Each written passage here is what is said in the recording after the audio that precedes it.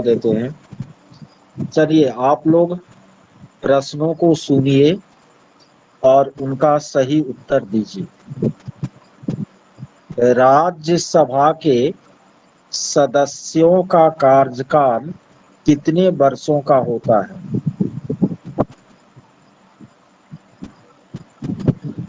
Raju sir 6 बरस लिख रहे हैं, चंदन 6, एक आदमी कोई 5 लिखे हैं, और बिल्कुल राज्यसभा के सदस्यों का कार्यकाल जो है वह 5 वर्षों का होता है। सॉरी मिस कर गए। राज्यसभा के सदस्यों का कार्यकाल 6 वर्षों का होता है। लोकसभा के सदस्य का कार्यकाल 5 वर्षों का होता है। ठीक है। अच्छा ये बताइए कि राज्यसभा का कार्यकाल क्या होता है? राज्यसभा के सदस्य का तो 6 वर्ष का होता है, राज्यसभा का कार्यकाल कितना होता है?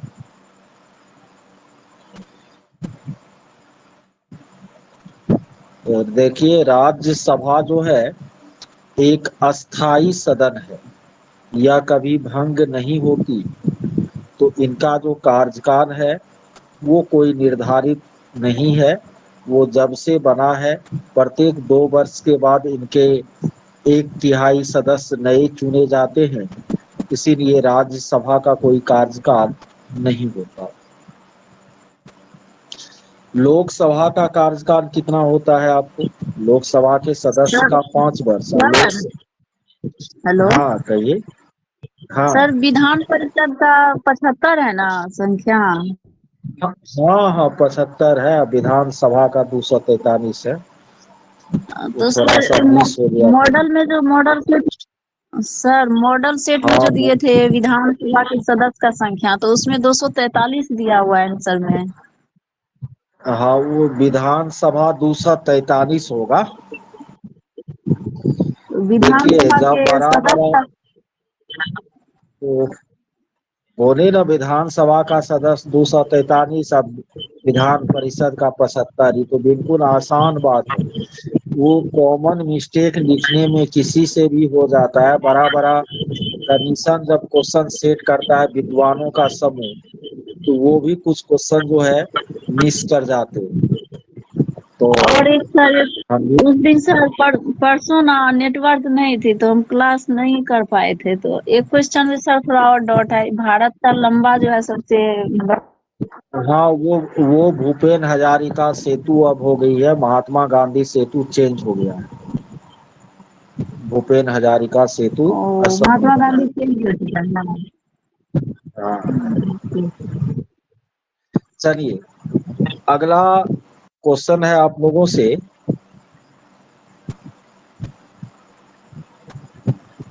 बिहार आने वाला प्रथम अंग्रेज यात्री कौन सा था?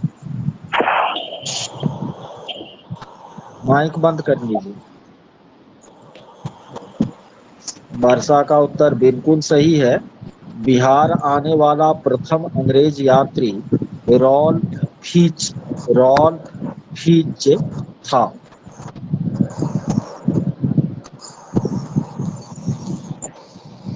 अगला प्रश्न आप लोगों से है। ब्रिटेन के राजा ने एक फरमान के द्वारा बंगाल की दीवानी ईस्ट इंडिया कंपनी को कितने रुपये में दी थी? बिल्कुल आप लोग बढ़िया से याद कर रहे हैं। 26 लाख रुपये। Very good.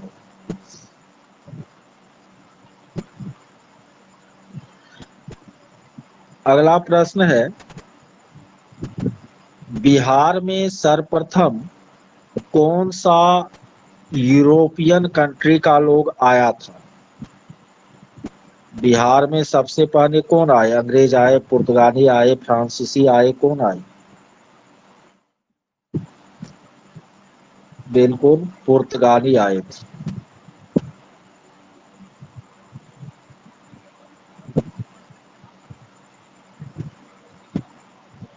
अच्छा, सामा चकेवा एक लोक पर्व है जो आपको बिहार के किस क्षेत्र में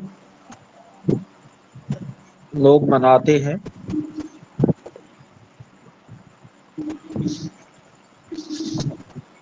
बिल्कुल, मिथिला क्षेत्र में। अगला प्रश्न है, प्रवासी भारतीय दिवस कब मनाया जाता है? प्रवासी भारतीय दिवस 9 जनवरी को मनाया जाता है। 9 जनवरी, 9th जनवरी। अगला प्रश्न है कि पृथ्वी दिवस कब मनाया जाता है? पृथ्वी दिवस कब मनाया जाता है?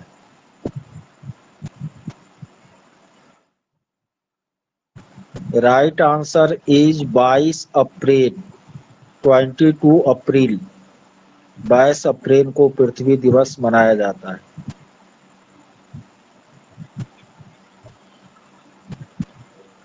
वर्ल्ड चिल्ड्रेंस डे, विश्व बाल दिवस कब मनाया जाता है? सुनते सुनते भी याद होगा गौरव। बिल्कुल, विश्व 20 नवंबर को विश्व बाल दिवस मनाया जाता है और 14 नवंबर को भारत में बाल दिवस मनाया जाता है। बाल दिवस सीधा पूछेगा तो 14 नवंबर आंसर देना है। यदि विश्व बाल दिवस पूछेगा तो 20 नवंबर आंसर देना है, 20 नवंबर। जयप्रकाश नारायण का जन्म कब हुआ था? बिहार के बहुत बड़े नेता थे जयप्रकाश नारायण, उनका जन्म कब हुआ था?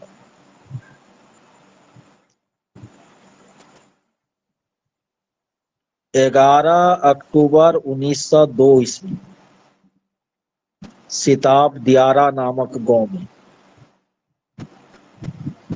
ठीक है। अच्छा, डॉक्टर सर्वपल्ली राधाकृष्णन का जन्म कब हुआ था? डॉक्टर सर्वपल्ली राधाकृष्णन का जन्म कब हुआ था? तिथि तो सबको याद है, 5 सितंबर। ईस्वी बोलिए। बिल्कुल, राजू सर का सही आंसर है 5 सितंबर 1888 ईस्वी। 5 सितंबर 1888 ईस्वी।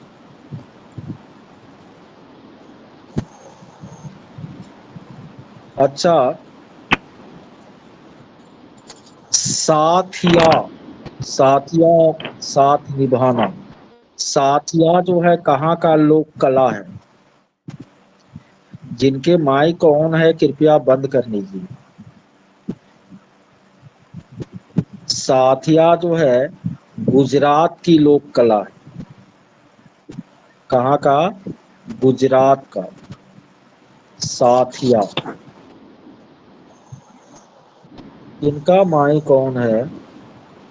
चलिए, सबका माइक एक साथ हम बंद कर देंगे। अच्छा नहीं।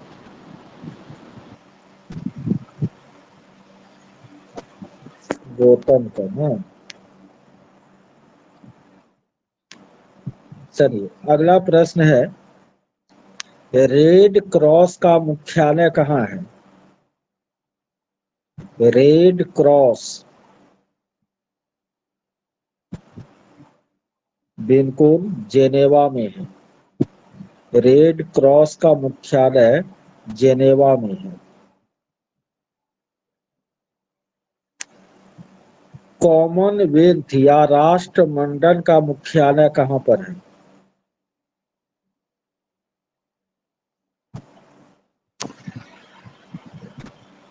बिल्कुल, ब्रिटिश जो भी उपनिवेश था पहले, वही सब राष्ट्रमंडल के मेंबर हैं और इनका मुख्यालय आपको लंदन में है।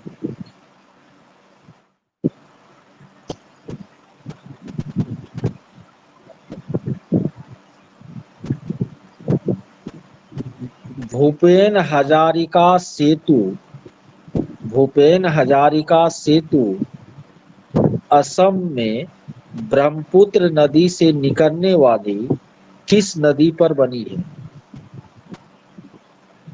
भूपेन हजारिका सेतु जो अभी भारत का सबसे लंबा सेतु है, वह ब्रह्मपुत्र नदी से निकलने वाली किस नदी पर बनी हुई है? राइट आंसर होगा लोहित नदी। लोहित नदी।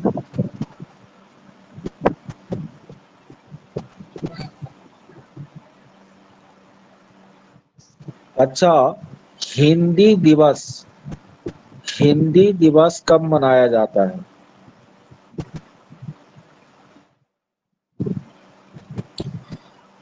बिल्कुल, 14 सितंबर को हिंदी दिवस मनाया जाता है। अच्छा, खो खो एक खेल है, खो खो, इसमें एक पक्ष में कितने खिलाड़ी होते हैं? खो खो में एक पक्ष में कितने खिलाड़ी? किसी का सही आंसर नहीं आ रहा है। खो खो में एक पक्ष में 9 खिलाड़ी होते हैं।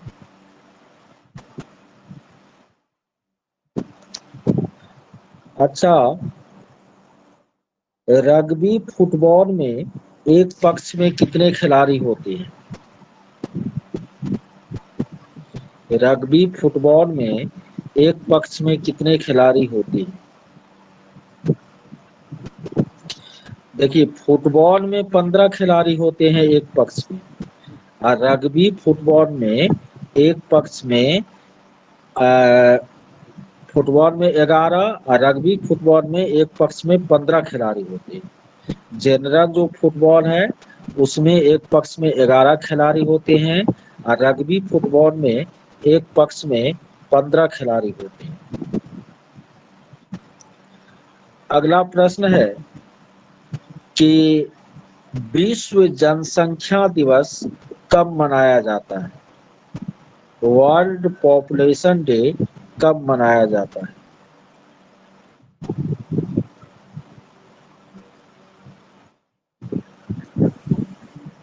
बताइए कोई आदमी। बिल्कुल, आलोक का उत्तर सही है, महानंद जी का भी। 22 कैसे है? 11 जुलाई सही आंसर होगा। 11 जुलाई को आपको विश्व जनसंख्या दिवस मनाया जाता है।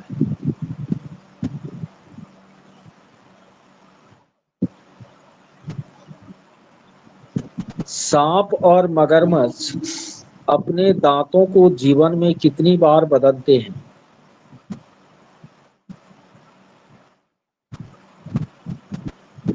अनेकों बार बदलते हैं।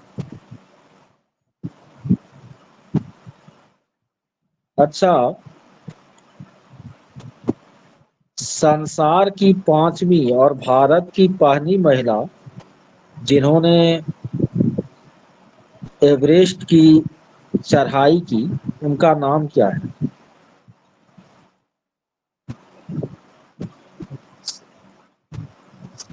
बिल्कुल, बछेंद्री पाल। बछेंद्री पाल।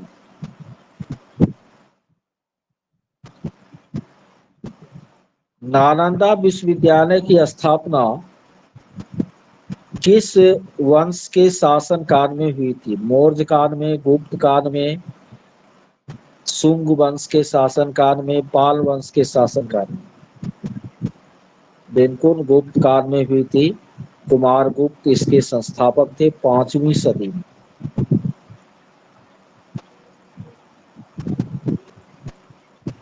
ह्वेन सांग ने नालंदा विश्वविद्यालय में कितने वर्षों तक पढ़ाई किया था? बिल्कुल, 6 वर्षों तक पढ़ाई की।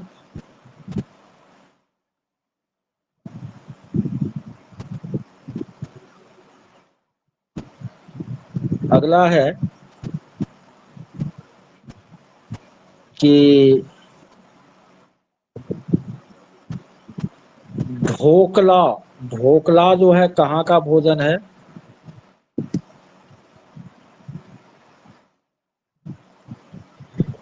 बिल्कुल गुजरात का भोजन है।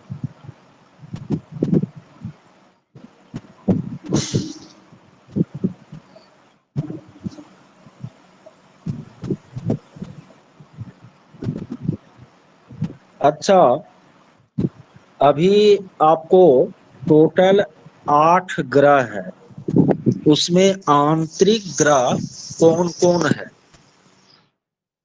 आंतरिक ग्रह कौन कौन है? डे नेम तो हो गया जो नग्न आंखों से दिखाई पड़ता है, तो गौरव, यदि हम ये पूछते कि नग्न आंखों से कौन कौन दिखाई पड़ता है तो वह डे नेम हो जाता ना। इनको पहला चार को जो ग्रह है सूरज का नजदीकी ग्रह, जिसमें कि सबसे पहले बुध, उसके बाद शुक्र, उसके बाद पृथ्वी और उसके बाद मंगल। तो बुध, शुक्र, पृथ्वी और मंगल आंतरिक ग्रह है। और उनके बाद वाला जो चार है बृहस्पति, शनि, यूरेनस और नेपच्यून, वो आपको बाहरी ग्रह है। और वो डे नेम वाला जो कॉन्सेप्ट है वो ये है कि यदि आपसे ये पूछा जाए कि कौन ग्रह नग्न आंखों से दिखाई पड़ता है, तो 5 वो ग्रह नग्न आंखों से दिखाई पड़ता है जो दिनों के नाम पर है, मंगल, बुध, बृहस्पति, न शुक्र और शनि। और यदि आपको ये, हाँ, तो तब वो आपको डे नेम वाला कॉन्सेप्ट आएगा। अच्छा, आपको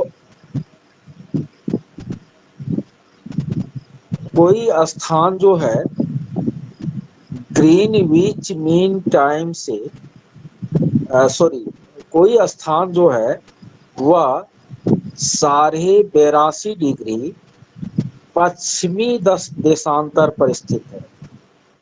भारत तो 82.82 पूर्वी देशांतर पर है, वो 82.82 पश्चिमी देशांतर पर है। तो वहां का समय जो है, यदि मान लेते हैं कि ग्रीनविच पर 12 बजेगा, तो वहां पर आपको कितने बजेंगे? सुबह के कितने बजेंगे या शाम के कितने बजेंगे? 82.82 पश्चिमी देशांतर पर, 5 घंटा 30 मिनट तो उनका समय रहेगा। तो वो ग्रीनविच मीन टाइम से आगे रहेगा या पीछे? आगे कैसे रहेगा, पीछे न रहेगा। यानी 12 पश्चिम में घटेगा और पूरब में बढ़ेगा। तो 12 से 5 घंटा पहले, 5 घंटा 30 मिनट पहले, तो 6 बजे, 6:30 सुबह का होगा। पूर्वी देशांतर पर है भारत, तो यहाँ 5:30 चूक जाएगा।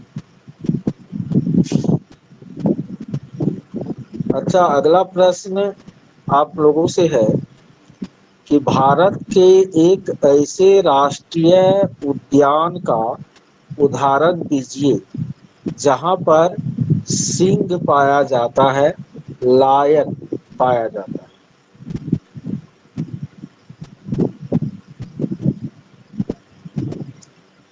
काजीरंगा में तो एक सिंह वाला गैंडा पाया जाता है। बिल्कुल गिर राष्ट्रीय उद्यान गुजरात हो जाए। वाल्मीकि नगर में चंदन जी बाघ पाया जाता है। गिर राष्ट्रीय उद्यान गुजरात हो जाए।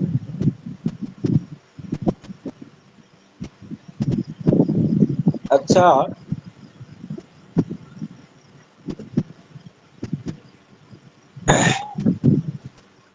भारत के उत्तर पूर्व के क्षेत्रों में कर्तन दहन अथवा झूम खेती की जाती है। यह किस प्रकार के कृषि का उदाहरण है? पहला ऑप्शन है प्रारंभिक जीविका कृषि, दूसरा ऑप्शन है गहन जीविका कृषि, तीसरा ऑप्शन है व्यापारिक कृषि, चौथा ऑप्शन है इनमें कोई नहीं। क्या होगा, कौन सा ऑप्शन? बिल्कुल पहला विकल्प सही होगा, प्रारंभिक जीविका कृषि का उदाहरण। गेहूं, सरसों, चना, ये सब कैसा फसल है? खरीफ है, रबी है, गर्मा है, कैसा फसल है? बिल्कुल, ये सब रबी फसल का उदाहरण।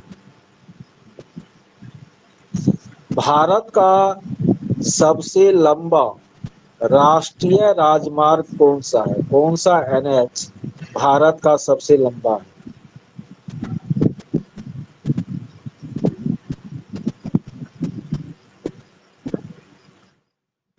NH7, राष्ट्रीय राजमार्ग संख्या 7, भारत का सबसे लंबा राजमार्ग।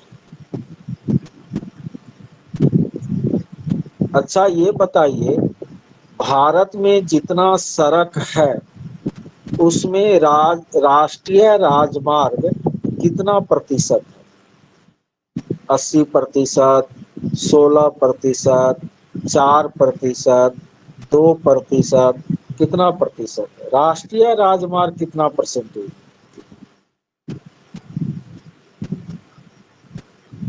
सबके उत्तर गलत आ रहे हैं, 2%, ओनली 2%।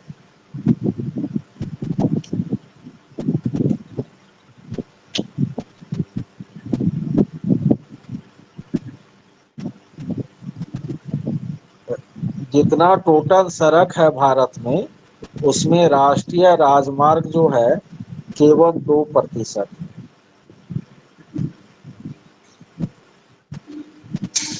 अच्छा, अगला क्वेश्चन है कि भारत के 4 ऐसे राज्यों का आपको नाम बताना है। चेंज हो गया है राजू सर, NH7 चेंज हो गया है क्या?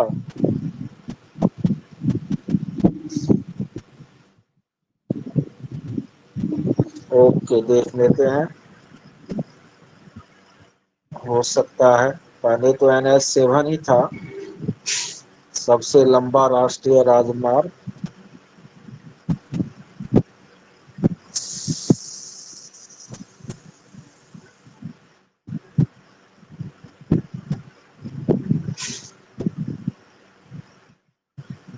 अच्छा,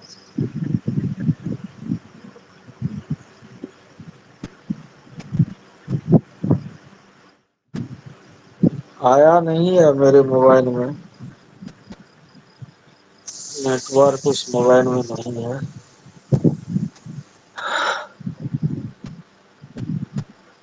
ओके ओके, आ गया।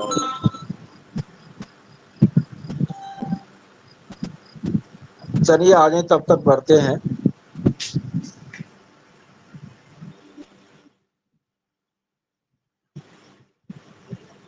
अब हो सकता है कि NH7 का नाम भी बदल दिया होगा, क्योंकि स्थान तो वही है, श्रीनगर से कन्याकुमारी तक। ठीक है, नाम बदल दिया होगा। चलिए NH44 इसको सही कर लीजिए कि भारत में सबसे लंबा राष्ट्रीय राजमार्ग जो है NH44।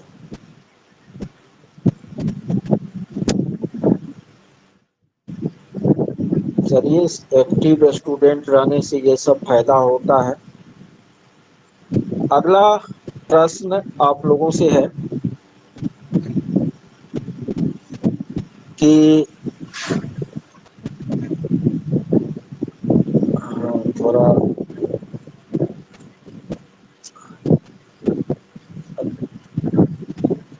बोकारो में जो स्टील प्लांट की स्थापना हुई थी, वो आपको किस देश के सहयोग से हुई? बोकारो में स्टील प्लांट की जो स्थापना हुई थी, वह किस देश के सहयोग से हुई?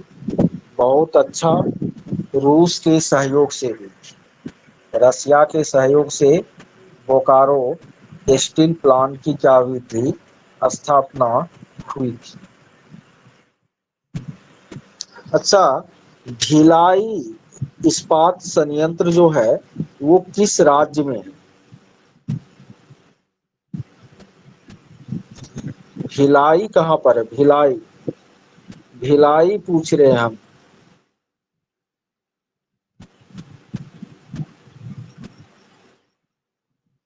कोई बताइए भिलाई कहाँ पर है?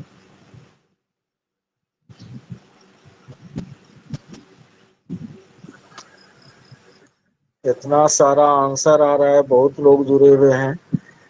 अच्छा,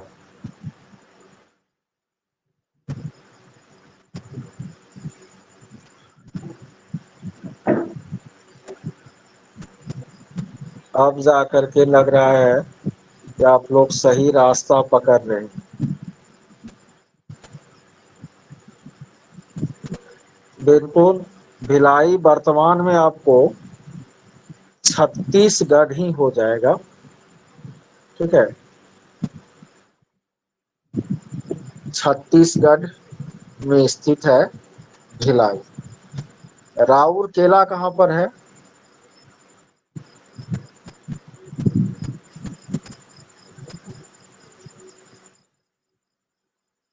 राउरकेला इस्पात संयंत्र बिल्कुल उड़ीसा में है। और दुर्गापुर कहाँ पर है?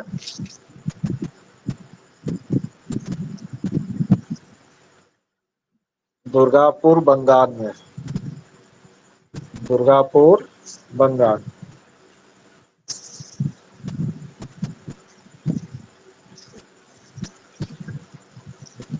अच्छा, अगला प्रश्न है कि इस उद्योग को आधारभूत उद्योग कहा जाता है या सभी उद्योगों की जननी कहा जाता है?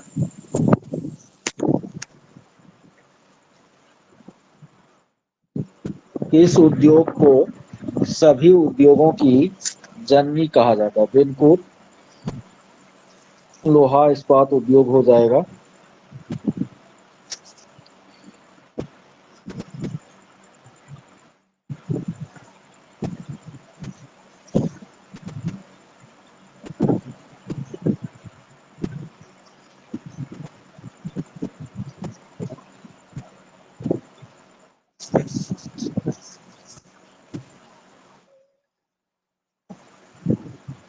अगला प्रश्न है आप लोगों से कि सूर्य के कोर में कौन सा, किस तत्व के दो परमाणु मिल करके या दो नाभिक मिल करके हीलियम के एक नाभिक का निर्माण करते हैं? सूर्य के कोर में बिल्कुल हाइड्रोजन के दो नाभिक मिलकर के हीलियम के एक नाभिक का निर्माण करते हैं।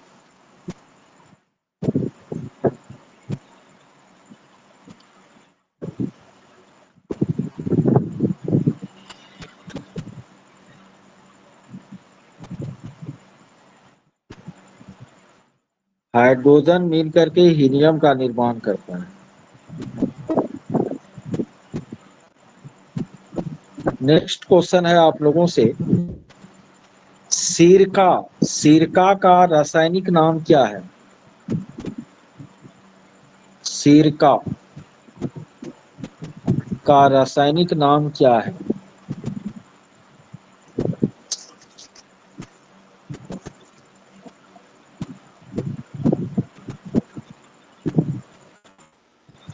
सिरका का रासायनिक नाम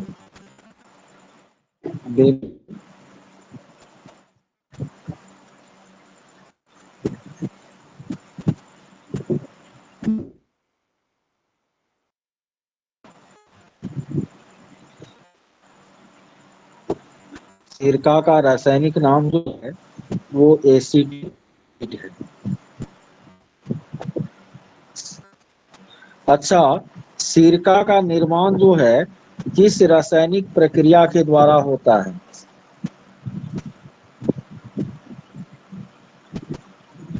सिरका का निर्माण किस रासायनिक प्रक्रिया के द्वारा होता है?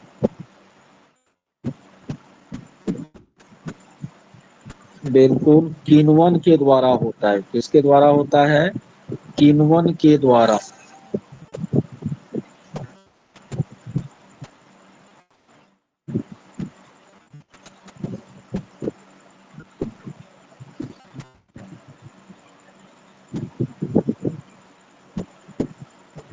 अगला प्रश्न है, नाभिकीय रिएक्टर या परमाणु रिएक्टर की खोज किसने की थी? हम कह रहे थे कि मोबाइल नेटवर्क धोखा देगा, लेकिन बड़ा अच्छा काम कर रहा है आज। वाईफाई तो धोखा दे दिया है।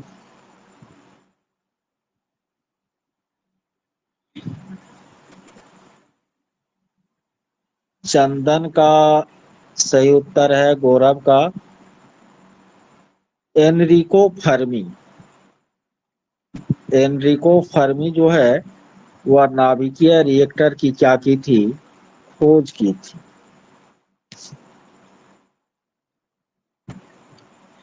अच्छा, नाभिकीय रिएक्टर में मंदक के रूप में किसका इस्तेमाल किया जाता है?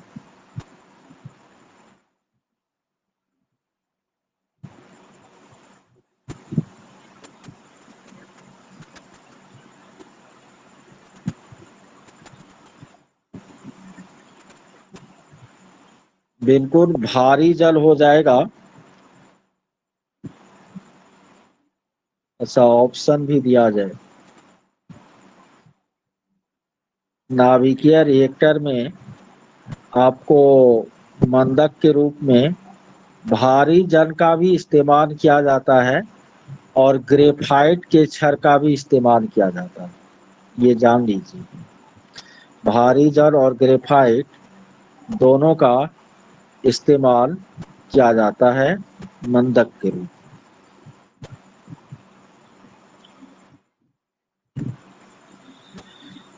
चलिए, आगे प्रश्न है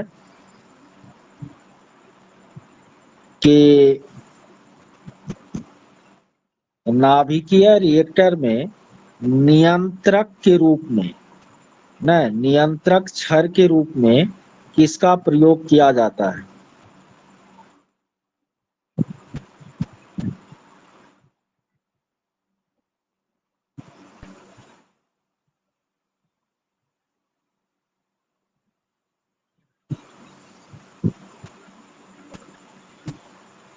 कैडमियम के छड़ का प्रयोग किया जाता है, सही है।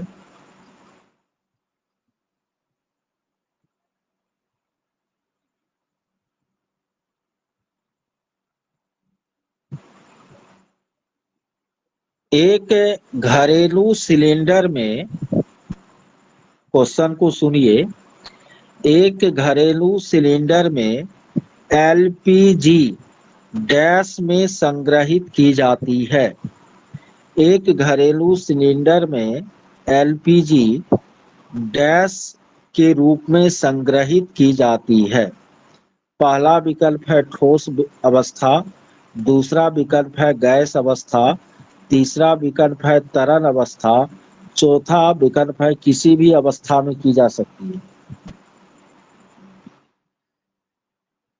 सही उत्तर तरल अवस्था होगा, लिक्विड स्टेट, ना द्रव अवस्था में रहता है। उसके अंदर जब वो बाहर निकलता है तो प्रेशर से मुक्त होते ही वो गैस में बदल जाता है। तब ना सिलेंडर को आप डोला करके देखिएगा तो लगेगा कि पानी हिल रहा है।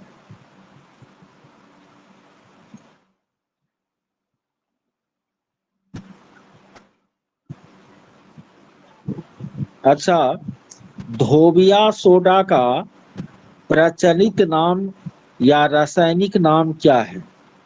Calcium carbonate, magnesium carbonate, sodium carbonate, potassium carbonate.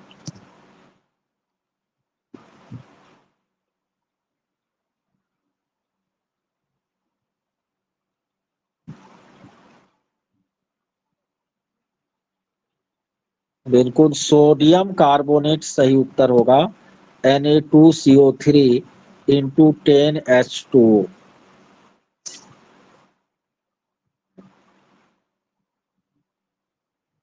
अगला प्रश्न है,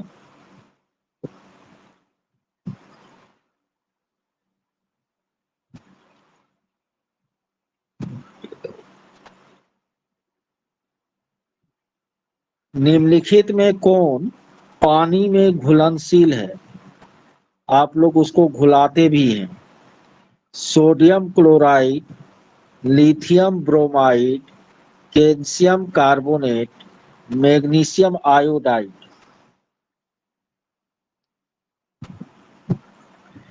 बिल्कुल, सोडियम क्लोराइड, जिसका रासायनिक नाम नमक है, वह पानी में क्या होता है? घुल जाता है।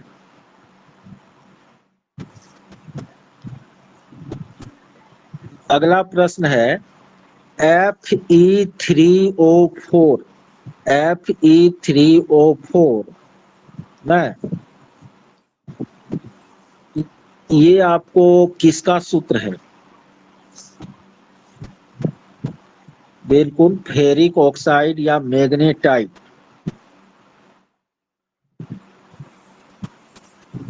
सर्वप्रथम मानव ने किस धातु का प्रयोग किया?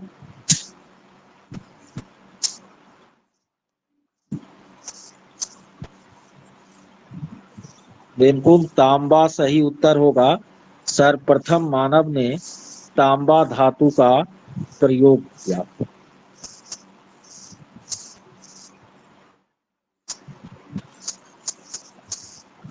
आप जो माथे में सिंदूर लगाते हैं, वो सिंदूर क्या है? Calcium carbonate, potassium nitrate, potassium sulphide, mercury sulphide.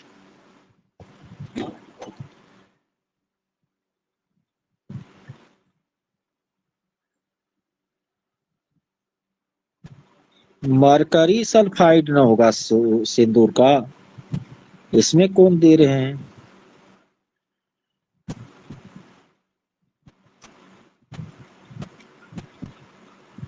अच्छा, फ्यूज में जो तार लगाया जाता है, आप अपने घर में फ्यूज जोड़ते होंगे, वह किसका मिश्र धातु है? टीन और तांबा का, टीन और सीसा का?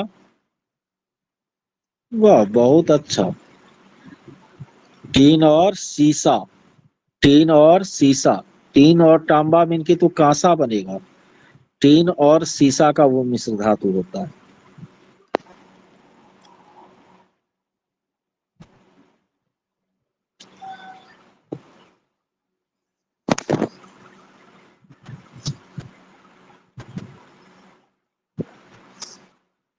अच्छा,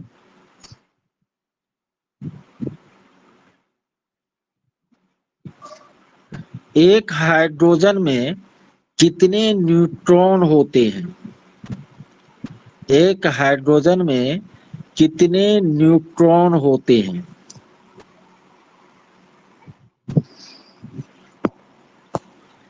एक हाइड्रोजन में कितने न्यूट्रॉन होते हैं? आप लोग फंस गए इस क्वेश्चन में। मीनाक्षी आकर के सही उत्तर दी है, 0। क्योंकि हाइड्रोजन का परमाणु संख्या भी आपको एक, परमाणु भार भी एक।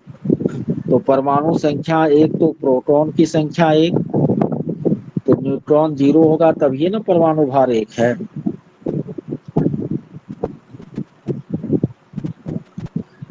अगला प्रश्न है, ठोस कपूर जब वाष्प के रूप में बदल जाता है, ठोस कपूर जब वाष्प के रूप में बदल जाता है, तो उसको क्या कहते हैं? वाष्पीकरण, हिमीकरण, पिघलना, ऊर्ध्वपातन। बहुत अच्छा, ऊर्ध्वपातन।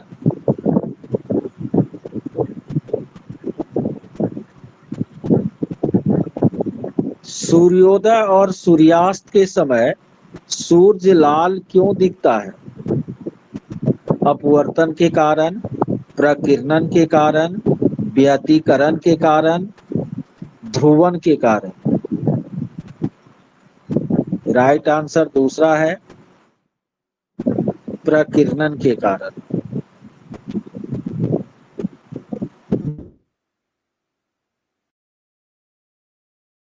लंबा है 1.5 मीटर, क्या है? लंबा है। उनको समतल दर्पण में ना पूरा फिगर देखना है, ना पूरे शरीर का फिगर उसको समतल दर्पण में देखना है। तो उस दर्पण की न्यूनतम लंबाई, कम से कम लंबाई कितना होगा?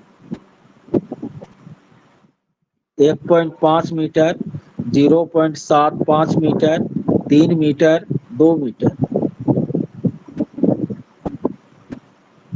1.5 मीटर का तो व्यक्ति है, व्यक्ति की लंबाई 1.5 मीटर है, तो दर्पण की लंबाई कम से कम कितना होगा? तो उसका आधा, तो 1.5 का आधा क्या हो जाएगा? 0.75।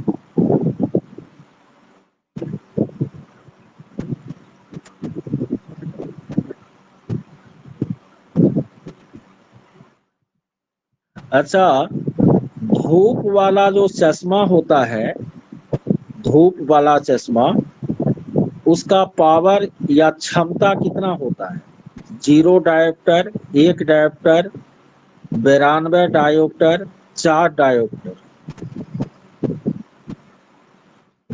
बिल्कुल, धूप वाला चश्मा में 0 डायोप्टर।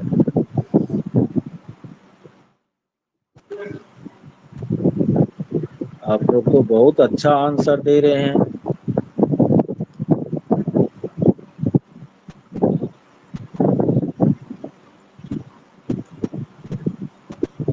अच्छा, तरित चालक का आविष्कार किसने किया था? तरित चालक का ग्राहम बेल किया था, लॉर्ड लिस्टर किया था, बेंजामिन फ्रैंकलिन किया था, आइंस्टीन किया था? तरित चालक का आविष्कार बिल्कुल बेंजामिन फ्रैंकलिन ने तरित चालक का आविष्कार किया था, बेंजामिन फ्रैंकलिन ने।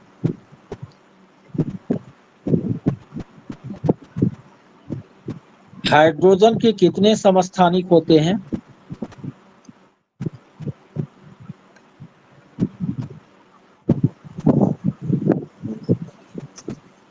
इसमें सब फंस गए। हाइड्रोजन के 3 समस्थानिक होते हैं। एक हाइड्रोजन खुद, जिसको प्रोटियम भी कहते हैं, दूसरा ड्यूटेरियम और तीसरा ट्राइटियम। हाइड्रोजन के 3 समस्थानिक होते हैं। अच्छा, एक समतल दर्पण की वक्रता त्रिज्या कितनी होती है? एक समतल दर्पण की वक्रता त्रिज्या कितनी होती है? 0 होती है, अनंत होती है, 0 से अनंत के बीच कुछ भी होती है, इनमें से कोई नहीं। बिल्कुल, जब समतल दर्पण है तो वह तो वक्र होगा ही नहीं, तो वक्रता त्रिज्या भी उसकी क्या हो जाएगी? इन्फिनिट हो जाएगी, अनंत हो जाएगी। 0 नहीं होगा, अनंत हो जाएगा। एक समतल दर्पण की वक्रता त्रिज्या अनंत हो जाती है। अच्छा, आप लोग दाढ़ी काटते हो और जो शेविंग ब्रूश है, जिससे आप क्रीम लगाते हैं, उसको पानी में डुबाकर जब बाहर निकालते होंगे तो उसके बाल आपस में बिल्कुल चिपक करके सट जाते हैं, ठीक है? यह घटना जो है किसके कारण होती है?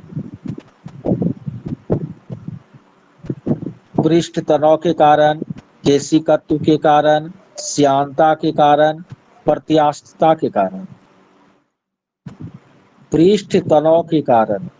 द्रव अपना क्षेत्रफल न्यूनतम रखना चाहता है।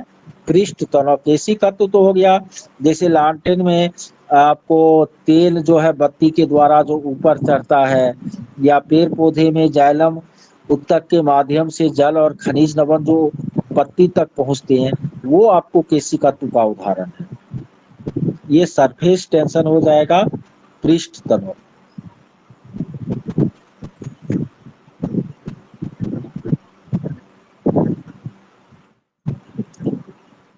अच्छा, ध्वनि का एक गुण है तारत्व। ध्वनि का एक गुण है तारत्व। और ये जो तारत्व है, यह किस चीज पर डिपेंड करता है? ध्वनि की तीव्रता पर, ध्वनि की आवृत्ति पर, ध्वनि की गुणता पर, इनमें से कोई नहीं। बिल्कुल, प्रियंका पांडे, वेरी गुड।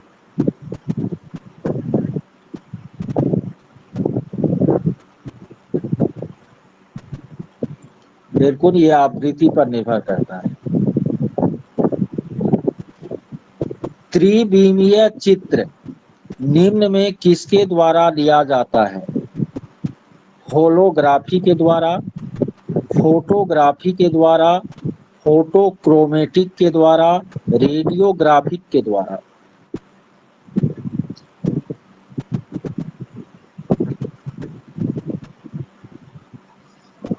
किताब सब में भी स्टिकर लगा रहता है, होलोग्राफी। 3 डायमेंशनल फिगर लेना है, होलोग्राफी।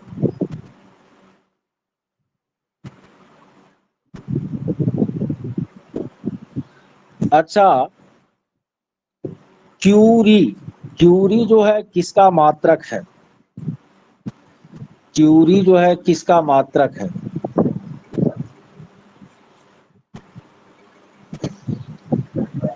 क्यूरी किसका मात्रक है? विदाउट ऑप्शन नहीं बन सकते हैं। रेडियो सक्रियता का किसका मात्रक है? रेडियो सक्रियता का।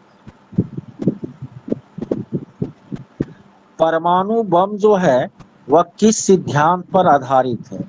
नाभिकीय संलयन के सिद्धांत पर, नियंत्रित नाभिकीय विखंडन के सिद्धांत पर, और नियंत्रित नाभिकीय विखंडन के सिद्धांत पर, इनमें कोई नहीं। परमाणु बम। जितेंद्र बाबू सही आंसर दे रहे हैं। अनियंत्रित नाभिकीय विखंडन के सिद्धांत पर यह आधारित है। अनियंत्रित नाभिकीय विखंडन के सिद्धांत पर ये आधारित है।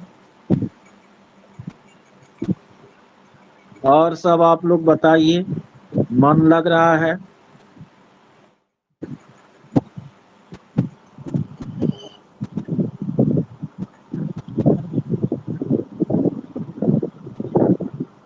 अब सब बोल रहा है गौरव, सबका बात काहे सुनते हैं? आप अपना बात केवल सोचिए, डरिए मत। किसी से भी आप लोगों की तैयारी बेहतर रहेगी और अच्छी तैयारी है आप लोगों की।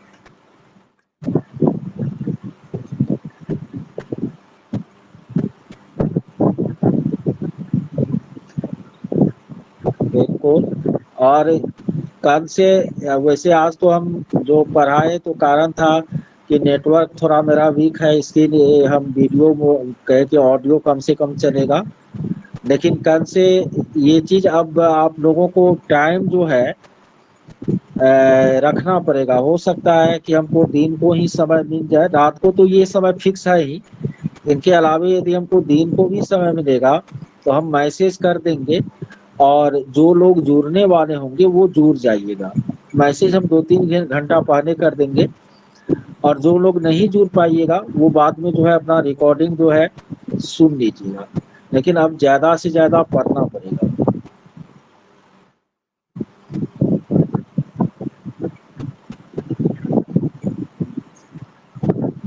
अच्छा,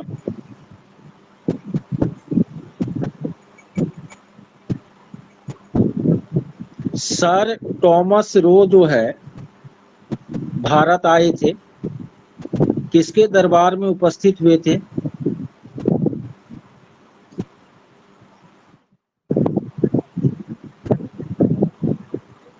बिल्कुल, जहांगीर के दरबार में उपस्थित हुई थी।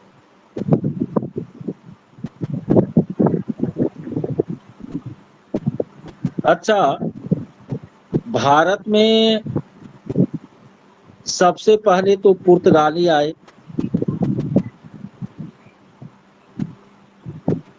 और सबसे बाद में कौन आए?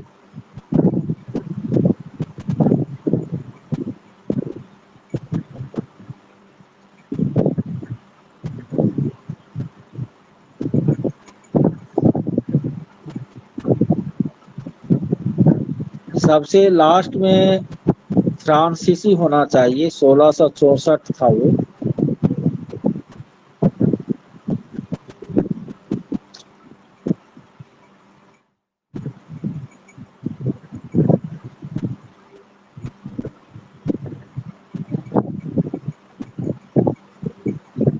ठीक है, 1664 में वो कंपनी बना था, फ्रांसीसी ईस्ट इंडिया कंपनी।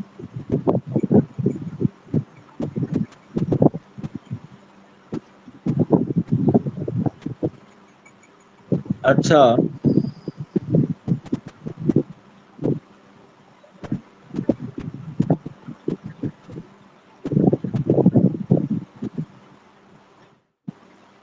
पुर्तगाली, ब्रिटिश, डच।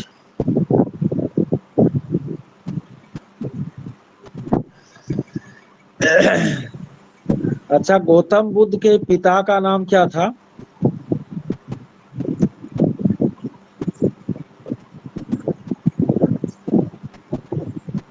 बिल्कुल, शुद्धोदन। है। गौतम बुद्ध के माता का नाम क्या था?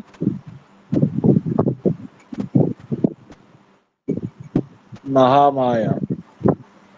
जन्म के 7वें दिन मर गई थी।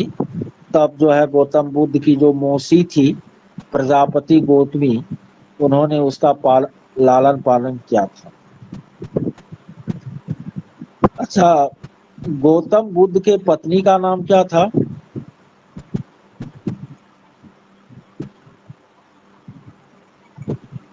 यशोदा। कितने साल में गौतम बुद्ध का विवाह हो गया था?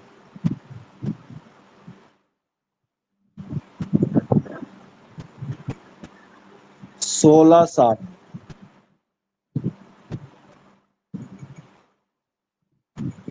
गौतम बुद्ध के पुत्र का नाम क्या था?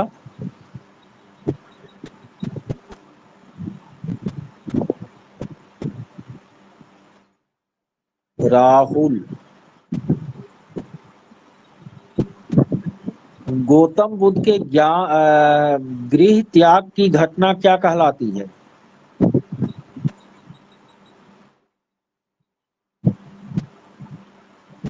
देखिए, गौतम बुद्ध के गृह त्याग की घटना महाभिनिष्क्रमण कहलाती है। ज्ञान प्राप्ति की घटना और उपदेश देने की जो घटना है, उसको धर्म चक्र प्रवर्तन कहा जाता है, और इनके मृत्यु को महापरिनिर्वाण कहा जाता है।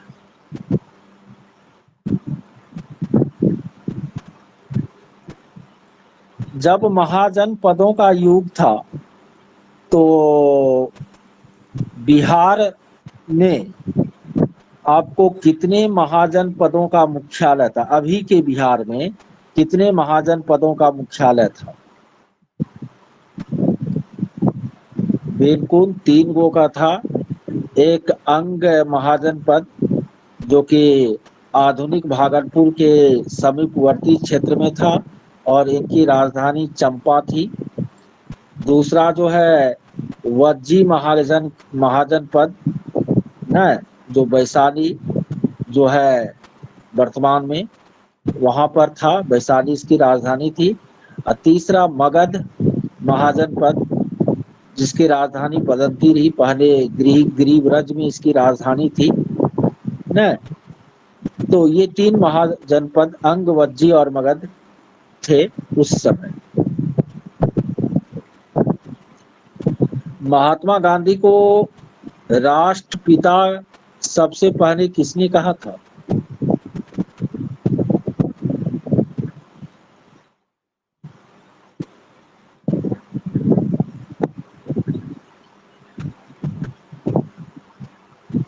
बिल्कुल, सुभाष चंद्र बोस ने कहा था।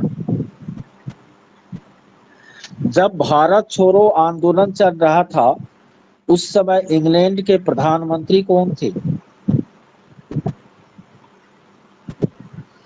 जब भारत छोड़ो आंदोलन चल रहा था, तो इंग्लैंड के प्रधानमंत्री कौन थे?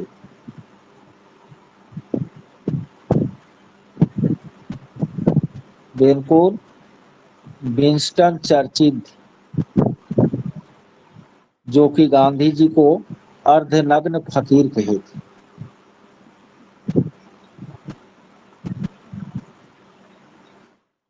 गांधी जी को महात्मा किसने कहा था?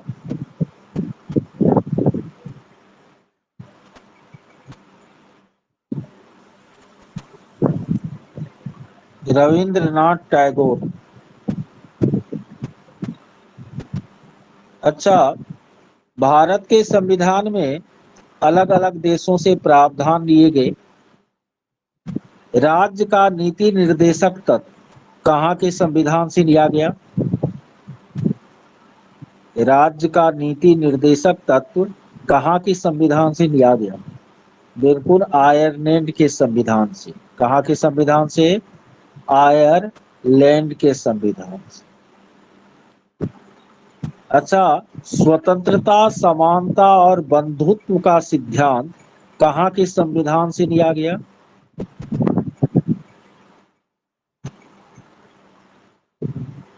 स्वतंत्रता, समानता और बंधुत्व का सिद्धांत फ्रांस से लिया गया, आपको फ्रांस के संविधान से।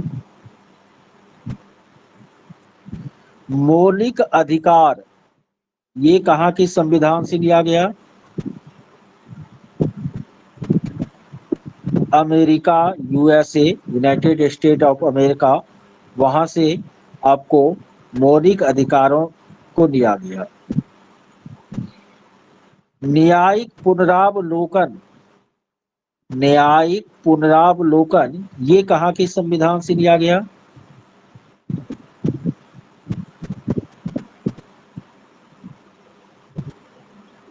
बिल्कुल, इंग्लैंड से। अच्छा, भारत की संघीय व्यवस्था ने सॉरी न्यायिक पुनरावलोकन भी अमेरिका से लिया गया था। मेरा दिमाग तब तक उधर से नहीं है। अगला प्रश्न है, भारत की जो संघीय व्यवस्था है वह कहाँ के संघीय व्यवस्था से मिलती जुलती है? पहला ऑप्शन है अमेरिका, दूसरा ऑप्शन है कनाडा, तीसरा ऑप्शन है इंग्लैंड, चौथा ऑप्शन है पाकिस्तान।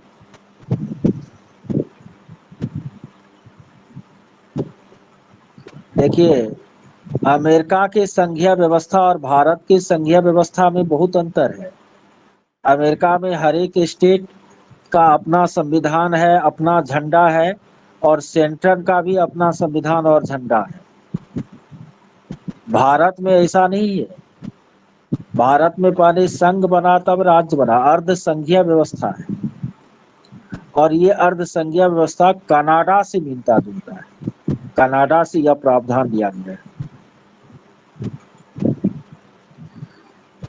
अब देख रहे हैं विद्यार्थी सब भी थक रहे हैं। लगातार 1 घंटा 5 मिनट हो चुका है क्वेश्चन आंसर ही। नहीं थक रहे हैं, बेबी कह रही है नहीं थक रहे हैं, मीनाक्षी नहीं थक रहे हैं, गौरव कह रहे हैं बहुत अच्छा है, मनीष यादव भी नहीं थके हैं, प्रियंका पांडे भी नहीं, श्वेता धीर भी नहीं। चलिए, बहुत अच्छा।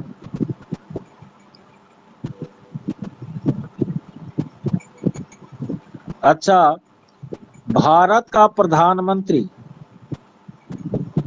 किसके प्रति जवाबदेह है? मंत्रिमंडल के प्रति, राष्ट्रपति के प्रति, लोकसभा के प्रति, राज्यसभा के प्रति।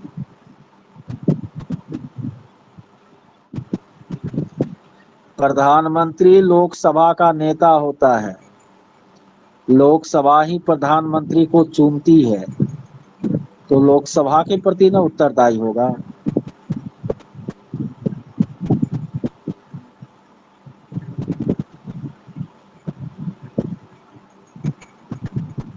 अगला प्रश्न है, और यहाँ यह भी ध्यान रखिएगा, कभी फंसाने के लिए यह भी दे देगा संसद के प्रति, या दे देगा लोकसभा और राज्यसभा दोनों के प्रति। तो आपको उत्तर हमेशा देना है कि संघीय मंत्रिपरिषद, या आपको उसी में प्रधानमंत्री है, तो प्रधानमंत्री या कोई भी मंत्री केवल लोकसभा के प्रति उत्तरदायी होता है।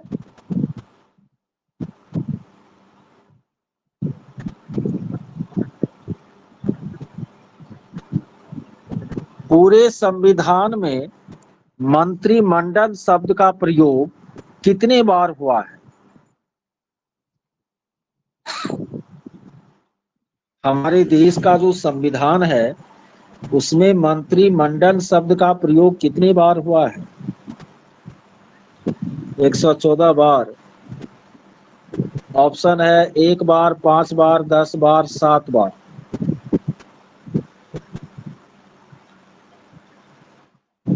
बिल्कुल ओनली वन टाइम हो जाएगा, और वो भी अनुच्छेद 352। अनुच्छेद 352। अनुच्छेद 352 कहता है कि राष्ट्रपति जो है आपातकाल की घोषणा तभी कर सकेगा जब मंत्रिमंडल उसे लिखित रूप में संसूचित करे।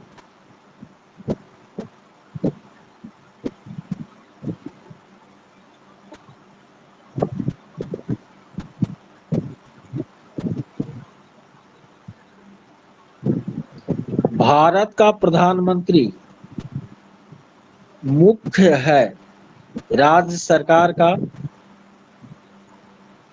केंद्रीय सरकार का, राज्य और केंद्रीय दोनों सरकार का, उपरोक्त में से कोई नहीं।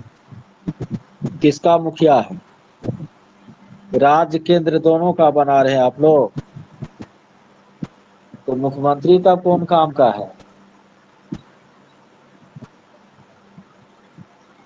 केंद्रीय सरकार का मुखिया है प्रधानमंत्री।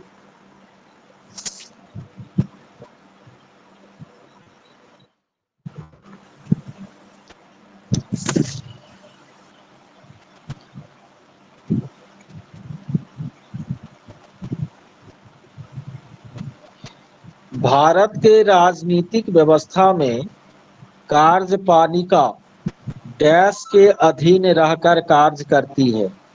न्यायपालिका, विधायिका, चुनाव आयोग।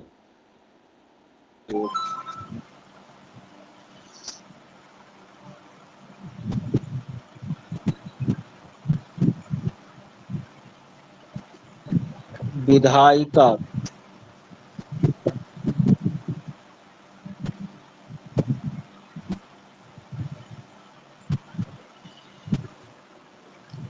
अच्छा, अगला क्वेश्चन है, भारत के राष्ट्रपति को यह अधिकार नहीं प्राप्त है कि वह, पहला विकल्प है क्षमा दान करे, दूसरा है सर्वोच्च न्यायालय के न्यायाधीश को हटाए, तीसरा ऑप्शन है आपातकाल की घोषणा करे, चौथा ऑप्शन है अध्यादेश जारी करे।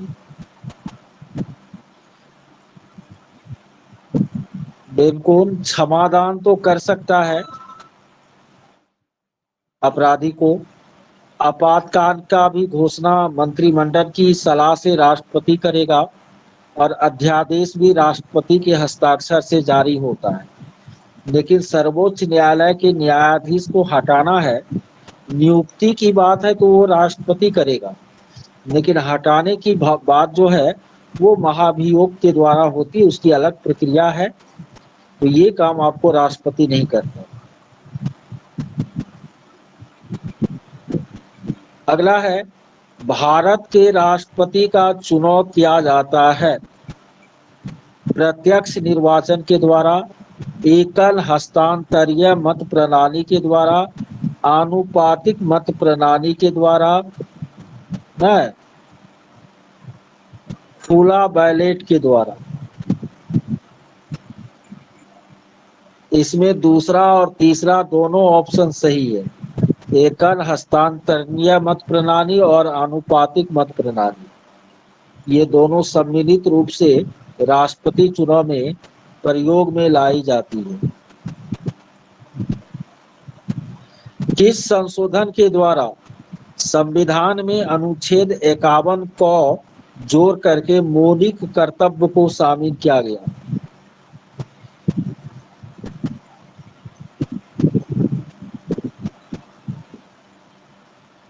मौलिक कर्तव्य को शामिल किया गया। बिल्कुल, 42वां संशोधन 1976 के द्वारा अनुच्छेद 51 को जोड़ करके मौलिक कर्तव्य को जोड़ा गया। पहले मौलिक कर्तव्य 10 था, लेकिन 86वां संशोधन जो हुआ था जिसमें शिक्षा के अधिकार को शामिल किया गया था, उसी के तहत मौलिक कर्तव्य की संख्या वर्तमान में 11 हो गई है।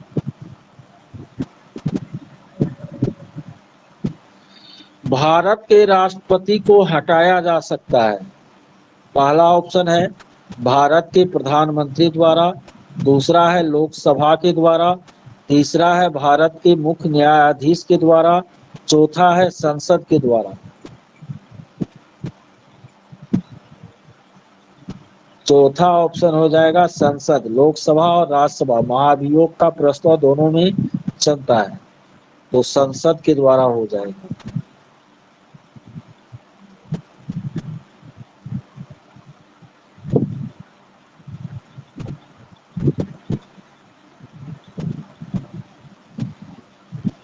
भूमि सुधार, भूमि सुधार डैश के विषय के अंतर्गत है?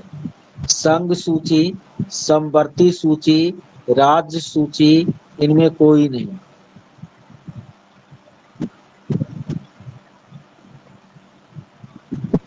बिल्कुल, भूमि सुधार जो है वह राज्य सूची के अंतर्गत।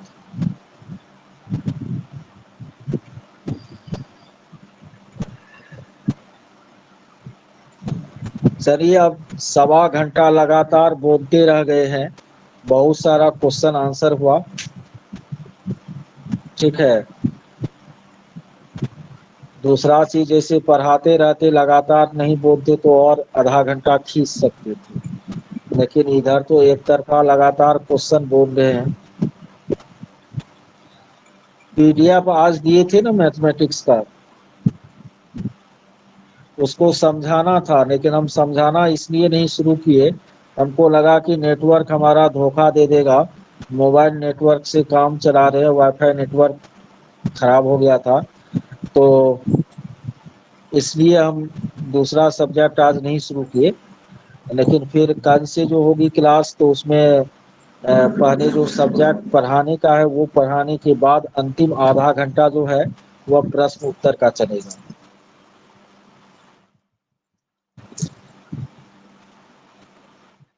क्या आप लोगों का क्या विचार है? आप लोगों का कोई सलाह, सुझाव, समस्या कुछ हो तो बोल सकते हैं। जिस तरह से आप लोगों की तैयारी करवाई जा रही है, क्या आप लोग संतुष्ट हैं या असंतुष्ट हैं?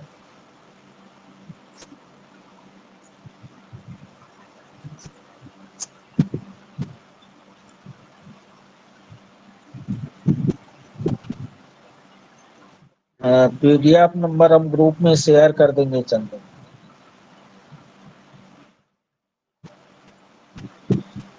हम तो अपने जान करके सभी लेवल का पढ़ा रहे हैं, और उसमें जैसे कि जो SCRT बुक है उनको भी ले रहे हैं, जो बीपीएससी का PCS लेवल के कुछ क्वेश्चन है कॉमन उनको भी ले रहे हैं।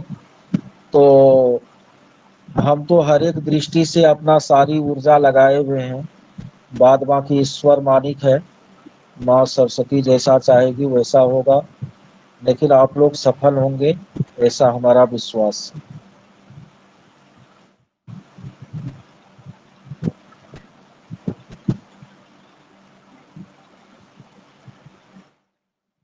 चलिए ठीक है।